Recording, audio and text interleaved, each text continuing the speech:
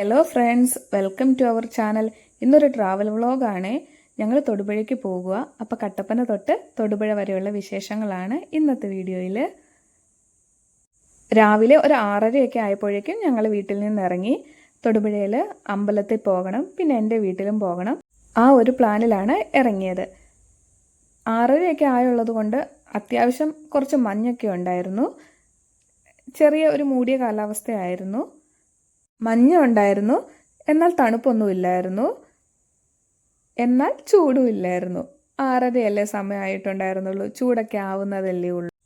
ഇപ്പം ഞങ്ങൾ ചെറുതോണിയിലെത്തി. ഇതാണ് ചെറുതോണിയിലെ പുതിയ പാലം. 2018 പ്രളയത്തിൻ്റെ സമയത്ത് പഴയ പാലത്തിന് ചെറിയ പ്രശ്നങ്ങളൊക്കെ വന്നതുകൊണ്ട് പുതിയ പാലം പണിയുന്ന കാര്യം ന്യൂസിലൊക്കെ വന്നിട്ടുണ്ടായിരുന്നു. അങ്ങനെ പണിത പാലമാണ്. ഇപ്പോൾ വർക്കൊക്കെ കഴിഞ്ഞ് ഓപ്പൺ ചെയ്ത് കൊടുത്തു. നല്ല അടിപൊളിയായിട്ടുണ്ട് ഇപ്പോൾ പാലം. ഇതാണ് ചെറുതോണി ടൗണ്. ചെറുതോണി ടൗണിൽ നിന്ന് റൈറ്റ് സൈഡിലേക്ക് കിടക്കുന്ന വഴി വണ്ണപ്പുറം പോകുന്ന വഴിയാണ്. ഞങ്ങൾ ഈ വഴി മൂലമറ്റം തൊടുപുഴയാണ്, ഈ റൂട്ടിലാണ് പോകുന്നത്. ഇടുക്കി കാടിനുള്ളിൽ കൂടിയാണ് പോകുന്നത്. അപ്പോൾ ആ വിശേഷങ്ങളൊക്കെ ഈ വീഡിയോയിലുണ്ട്. ആരും സ്കിപ്പ് ചെയ്യാതെ വീഡിയോ കാണണേ. ഇതാണ് ഇടുക്കി മെഡിക്കൽ കോളേജ്. കട്ടപ്പനയിൽ നിന്നും ഒരു 25 കിലോമീറ്ററോളം ദൂരമുണ്ട് ഇടുക്കി മെഡിക്കൽ കോളേജിൽ എത്താനായിട്ട്. ഒരു 45-50 മിനിറ്റോളം നമുക്ക് ട്രാവൽ ചെയ്താൽ മാത്രമേ ഈ മെഡിക്കൽ കോളേജിൽ എത്തുള്ളൂ കേട്ടോ. കട്ടപ്പനയിൽ 20 ഏക്കർ എന്ന സ്ഥലത്ത് ചെറിയൊരു ആരോഗ്യ കേന്ദ്രം മാത്രമേ ഉള്ളൂ. അല്ലാതെ മെഡിക്കൽ കോളേജ് സൗകര്യങ്ങളൊന്നും കട്ടപ്പനയിലില്ല. അപ്പോൾ കട്ടപ്പനയിൽ നിന്ന് വരുന്നവർക്കെല്ലാം ഈ 25 കിലോമീറ്ററോളം ട്രാവൽ ചെയ്താൽ മാത്രമേ ഇടുക്കി മെഡിക്കൽ കോളേജിൽ എത്താൻ പറ്റത്തുള്ളൂ. അതൊരു പോരായ്മ തന്നെയാണ് കേട്ടോ. കട്ടപ്പന അത്യാവശ്യം വലിയൊരു ടൗണൊക്കെ തന്നെയാണ്. കട്ടപ്പനയിൽ നിന്നും ഒരു എമർജൻസി വന്നാൽ ആദ്യമേ എല്ലാവരും പോകുന്നത് കോട്ടയം മെഡിക്കൽ കോളേജിലേക്കാണ്. അത് ഏകദേശം ഒരു 100 കിലോമീറ്ററോളം ട്രാവലിംഗ് ഉണ്ട്. ഇവിടെ എത്താൻ 25 കിലോമീറ്ററോളം. നമ്മൾ അത്രയും ദൂരം ട്രാവൽ ചെയ്താൽ മാത്രമേ ഈ 2 ഹോസ്പിറ്റലുകളിൽ എത്തത്തുള്ളൂ. പ്രൈവറ്റ് ഹോസ്പിറ്റലുകളൊക്കെ ഉണ്ടെങ്കിലും എല്ലാവർക്കും എപ്പോഴും ഇപ്പം ഞങ്ങൾ പൈനാവിൽ എത്തിയിട്ടുണ്ട്. എന്നാലും കാലാവസ്ഥ മൂടിയൊക്കെയാണ് നിൽക്കുന്നത്. വെയിലൊക്കെ തെളിഞ്ഞു വരുന്നതേ ഉള്ളൂ. ഇപ്പോൾ ഞങ്ങൾ ട്രാവൽ ചെയ്തുകൊണ്ടിരിക്കുന്നത് ഇടുക്കി ഫോറസ്റ്റിൻ്റെ ഉള്ളിൽ കൂടിയാണ്. തൊടുപുഴ, ഇടുക്കി എന്നീ താലൂക്കുകളിലായിട്ടാണ് ഇടുക്കി വന്യജീവി സങ്കേതം സ്ഥിതി ചെയ്യുന്നത്. ഈ വന്യജീവി സങ്കേതത്തിന് ഏകദേശം ഒരു 105.364 ചതുരശ്ര കിലോമീറ്റർ വിസ്തൃതിയുണ്ട്. 1976 ഫെബ്രുവരി 9 ഇത് വന്യജീവി സങ്കേതമായി വരുന്നത്. സമുദ്രനിരപ്പിൽ നിന്നും 500 മുതൽ 1000 അടി വരെ മുകളിലാണ് ഈ വന്യജീവി സങ്കേതം സ്ഥിതി ചെയ്യുന്നത്. ഈ ഇടുക്കി ഫോറസ്റ്റിൽ ആന, കാട്ടുപോത്ത്, മ്ലാവ്, കരിങ്കുരങ്ങ് അങ്ങനെ ഒത്തിരി മൃഗങ്ങളൊക്കെ ഉണ്ട്. ഞങ്ങൾ ഇതുവരെ ആനേനെ ഒന്നും കണ്ടിട്ടില്ല കേട്ടോ. കുരങ്ങിനെയൊക്കെ കാണാറുണ്ട്. ഇടുക്കി, ചെറുതോണി, കുളമാവ് ഈ 3 ഡാമുകളും ഈ വന്യജീവി സങ്കേതത്തിനുള്ളിലാണ് സ്ഥിതി ചെയ്യുന്നത്.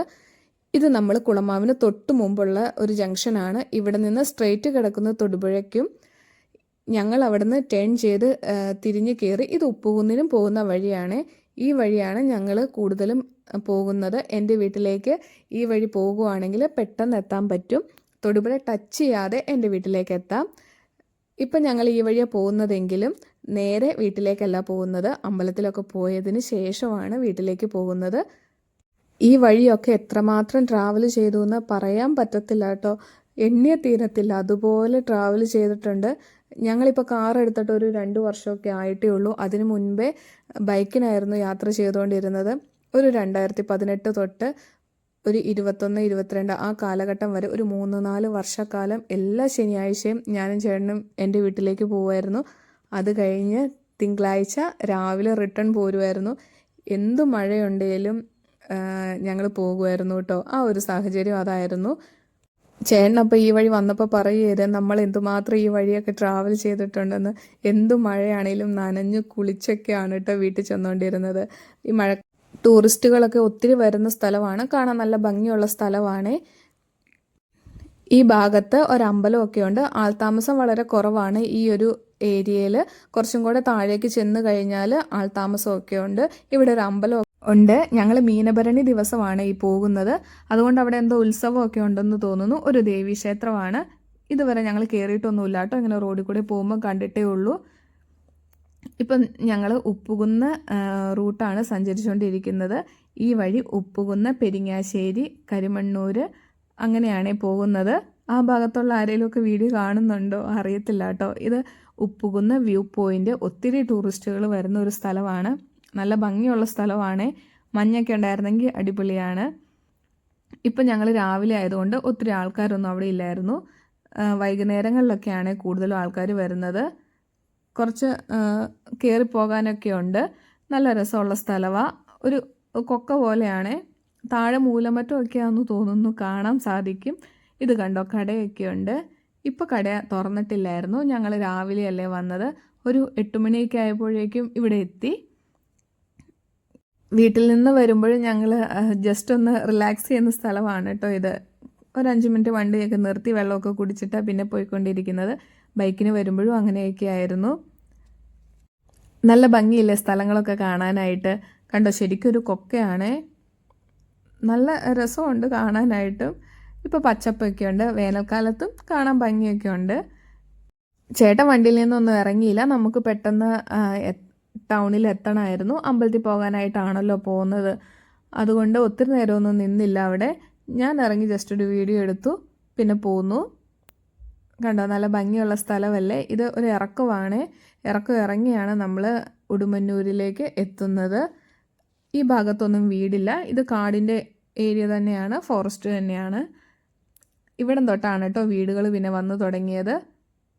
കണ്ടോ, ചെറിയ നല്ല വീടുകളൊക്കെയുണ്ട്.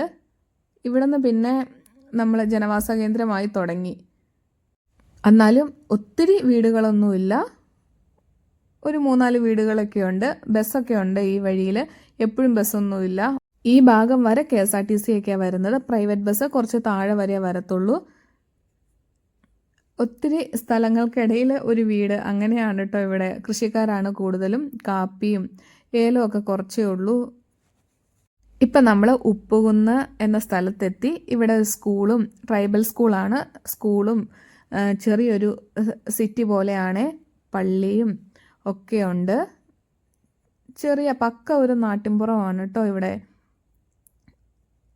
കൃഷി കൊണ്ട് മാത്രം ജീവിക്കുന്ന ആൾക്കാരാണ് ഇവിടെ കൂടുതലും. പക്ക നാട്ടിൻപുറം എന്ന് പറഞ്ഞാൽ പക്ക നാട്ടിൻപുറമാണ്. ഇത് കണ്ടോ, സാധാ ഒരു ചായക്കട. നമുക്ക് പണ്ടത്തെ ചായക്കടയൊക്കെ ഇല്ലേ, അതുപോലത്തെ ചായക്കടകളൊക്കെ ഉണ്ട് ഇവിടെ. ഭയങ്കര ശാന്തമായ ഒരു സ്ഥലമാണ് കേട്ടോ. ഇതാണ് ഞാൻ പറഞ്ഞ ചായക്കടയൊക്കെ. ചെറിയ റോഡുകളുമാണ്. ഒത്തിരി വീതിയുള്ള റോഡുകളൊന്നുമല്ല, ചെറിയ റോഡാണ്. 2 സൈഡിലും നിറയെ മരങ്ങളും ഒക്കെ ആയിട്ട് കാണാൻ നല്ല ഭംഗിയുള്ളൊരു സ്ഥലമാണ്. നല്ല ഇറക്കമായി ആണ് ഈ സ്ഥലങ്ങളൊക്കെ. നമ്മൾ ഹൈ റേഞ്ചിൽ നിന്ന് ലോ റേഞ്ചിലേക്ക് വന്നുകൊണ്ടാണല്ലോ ഇരിക്കുന്നത്. അപ്പം നല്ല ഇറക്കമൊക്കെ ആയിരിക്കുമല്ലോ. ഇവിടെ ഒരു ഭദ്രകാളി ക്ഷേത്രമൊക്കെ ഉണ്ട്. വിഷു ആകാറായതുകൊണ്ട് നിറയെ കണിക്കൊന്നയൊക്കെ പൂത്ത് നിൽക്കുന്നുണ്ട്. നല്ല ഭംഗിയുണ്ടല്ലേ കാണാനായിട്ട്. ഒത്തിരി സ്ഥലങ്ങളിൽ ഞാൻ കണ്ടുവിട്ടോ വന്ന വഴിക്ക് നിറയെ പൂത്ത് നിൽക്കുന്നത്. എല്ലാ വീടുകളിലും ഇപ്പോൾ ഉണ്ടെന്ന് തോന്നുന്നു കണിക്കൊന്നയൊക്കെ. ചേട്ടൻ്റെ വീട്ടിലും ഉണ്ട് കണിക്കൊന്ന, അത് പൂത്തിട്ടുണ്ട്. ഇപ്പം നമ്മൾ പാറക്കവല എന്നൊരു സ്ഥലത്തെത്തി. ഇവിടെ നിന്ന് റൈറ്റ് സൈഡിലേക്ക് കിടക്കുന്ന പരിയാരം പോകുന്ന വഴിയും സ്ട്രെയിറ്റ് ആയിട്ട് കിടക്കുന്ന ലെഫ്റ്റ് സൈഡിലേക്ക് കിടക്കുന്നത് തൊടുപുഴ പോകുന്ന വഴിയുമാണ്. ഇവിടെ നിന്നൊരു 10-12 കിലോമീറ്ററും കൂടെ ഉണ്ട് തൊടുപുഴയ്ക്ക്. അപ്പോൾ നമ്മളെ മെയിൻ റോഡിലേക്ക് എത്തി. ഇവിടെ നിന്ന് നല്ല വീതി കൂടിയ റോഡാണ്. നല്ല ഭംഗിയുള്ള റോഡാണ്. നമുക്കപ്പോൾ പെട്ടെന്ന് എത്താനായിട്ട് സാധിക്കും. ഇനിയിപ്പോൾ ഈ കാണുന്നത് ഉടുമ്പന്നൂരാണ്. അത് കഴിഞ്ഞ് കരിമണ്ണൂർ. അത്യാവശ്യം വലിയൊരു സിറ്റി തന്നെയാണ് ഉടുമ്പന്നൂരും കരിമണ്ണൂരും ഒക്കെ. ആരെങ്കിലുമൊക്കെ ഈ സ്ഥലത്തേക്കൊക്കെ വന്നിട്ടുണ്ടോ? വീഡിയോസ് കാണുന്ന എല്ലാവരും ലൈക്കും കമൻറ്റും ഒക്കെ ചെയ്യണം കേട്ടോ. കമൻറ്റിലൂടെ അഭിപ്രായങ്ങളൊക്കെ അറിയിക്കണം. ഇപ്പം ഞങ്ങൾ ഞാർക്കുറ്റി എന്ന സ്ഥലത്തെത്തി. ഇവിടെ നിന്ന് ഒരു 1.5 കിലോമീറ്ററോളം ഉള്ളൂ എൻ്റെ വീട്ടിലേക്ക്. നമ്മളിപ്പം നേരെ തൊടുപുഴയ്ക്ക് പോയിട്ടാണ് വീട്ടിലേക്ക് പോകുന്നത്. അമ്പലത്തിൽ പോകുമല്ലേ, അതുകൊണ്ട് സ്ട്രെയിറ്റ് അമ്പലത്തിൽ പോയിട്ടാണ് നമ്മൾ തിരിച്ച് വീട്ടിലേക്ക് വരുന്നത്. ഈ വഴിയാണ് കേട്ടോ എൻ്റെ വീട്ടിലേക്ക് പോകുന്നത്. ഇപ്പം നമ്മൾ ഞാർക്കുറ്റിയൊക്കെ കഴിഞ്ഞു. റോഡിലൊക്കെ നല്ല തിരക്കായി തുടങ്ങി. ഇതിപ്പം നമ്മൾ മങ്ങാട്ടുകവല എന്നൊരു സ്ഥലത്തെത്തി. തൊടുപുഴ ടൗണിലോട് തൊട്ടടുത്ത് കിടക്കുന്ന ഒരു ടൗണാണ് മങ്ങാട്ടുകവല. നമ്മുടെ ആസിഫ് അലിയുടെ ഈ മങ്ങാട്ടുകവല കുമ്മങ്കല്ല് ഭാഗത്താണ്.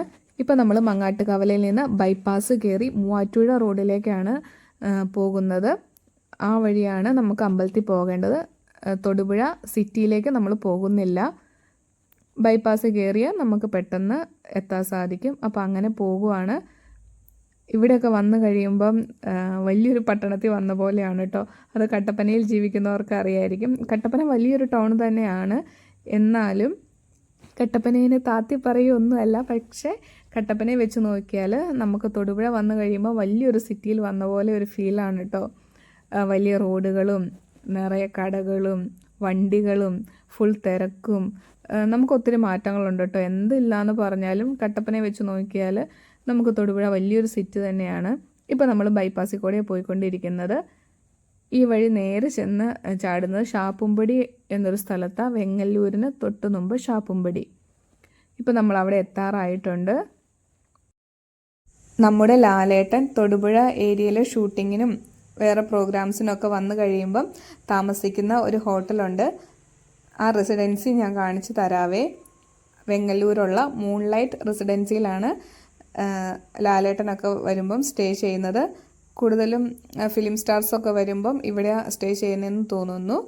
ഇതാണ് ആ റെസ്റ്റോറൻറ്റ്, മൂൺലൈറ്റ് റെസിഡൻസി. ഇപ്പം നമ്മൾ തൊടുപുഴ മൂവാറ്റുപുഴ റോഡിലേക്ക് കടന്നു. ഇതാണ് മെയിൻ റോഡ് വരുന്നത്. TVSൻ്റെ ബൈക്കിൻ്റെ ഷോറൂം കാണാം. ഒത്തിരി ഷോറൂമുകൾ ഈ റൂട്ടിലാണ് വരുന്നത്. നല്ല തിരക്കുള്ള ഒരു വഴിയാണ് മൂവാറ്റുപുഴ തൊടുപുഴ റൂട്ട്. ഇപ്പം ഞങ്ങൾ 8:45 9 മണിയൊക്കെ അടുത്ത് ആയി ടൗണിലെത്തിയപ്പോഴേക്കും. തൊടുപുഴ ടൗണിലേക്ക് പോയില്ല. ഇപ്പം ഞങ്ങൾ വെങ്ങല്ലൂർ അടുത്തെത്തി. വെങ്ങല്ലൂരിൽ നിന്ന് ലെഫ്റ്റ് കയറിയാണ് പോകുന്നത്. മണക്കാട് ശ്രീ നരസിംഹസ്വാമി ക്ഷേത്രത്തിലേക്കാണ് ഞങ്ങൾ ആദ്യം പോകുന്നത്.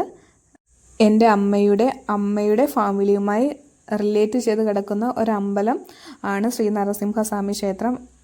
അതാണ് ഞങ്ങളിപ്പോൾ അങ്ങോട്ട് പോകുന്നത്. പിന്നീട് ഞങ്ങൾ പോകുന്നത് മൂഴിക്കൽ കാവിലേക്കാണ്. അത് ചേട്ടൻ്റെ അമ്മയുടെ കുടുംബക്ഷേത്രമാണ്. അപ്പോൾ അവിടെയും പോയിട്ട് ഞങ്ങൾ തൊടുപുഴ അമ്പലത്തിൽ ഉത്സവമാണ്, അവിടെയും കയറിയിട്ടാണ് വീട്ടിലേക്ക് പോകുന്നത്. അപ്പോൾ അമ്പലത്തിൽ പോകുന്ന വിശേഷങ്ങളൊക്കെ അടുത്ത വീഡിയോയിൽ കാണിക്കാവേ. ഇതിപ്പോൾ തന്നെ നല്ല ലെങ്ത് ആയിട്ടുണ്ട്, അതുകൊണ്ട് ഈ വീഡിയോയിൽ ഉൾപ്പെടുത്തുന്നില്ല. അടുത്ത വീഡിയോയിൽ ആ വിശേഷങ്ങളൊക്കെ ആയിട്ട് വരാം. അപ്പോൾ വീഡിയോ കണ്ടിഷ്ടമായെന്ന് വിചാരിക്കുന്നു. പുതിയൊരു വീഡിയോയുമായി വീണ്ടും കാണാം. താങ്ക്